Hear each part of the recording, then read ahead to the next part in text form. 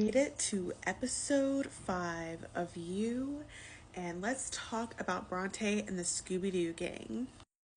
Turns out my suspicions about Bronte were right, but the politics of what is going on with her and the rest of the investigators on Joe are so interesting and makes me think of victims, how there's no perfect victim, complicity, and how Joe uses all of that.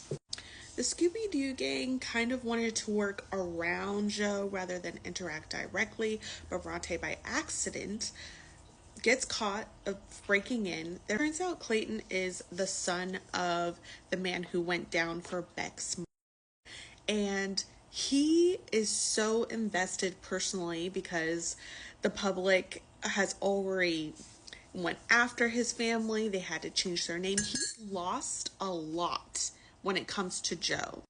And it's very interesting because Bronte decided to put herself in this very dangerous position.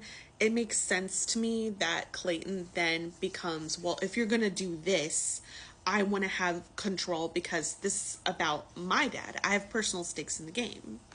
But also, our girlie here is right. Bronte is putting her own body on the line for this, so we should be following our lead. Clayton overstepped boundaries, but then we also see Clayton put his body on the line and his life on the line in the end.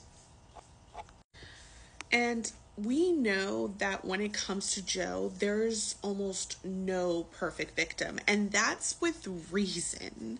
He picks out people who are morally ambiguous and will use them for his advantage, like Kate, or he will use them to go down for his crimes, like our evil twin here and our therapist, who I think it would have been so easy for you to make basically the Scooby-Doo gang get Joe.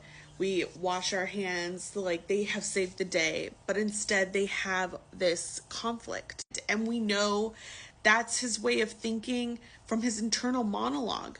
He specifically made Maddie her sister because complicit criminals don't go to the police. And we also saw the fallout of poor Maddie, which makes me really wish that we saw more of the people who were close to the victims of Joe or the victims themselves and their perspective and just how they're even dealing with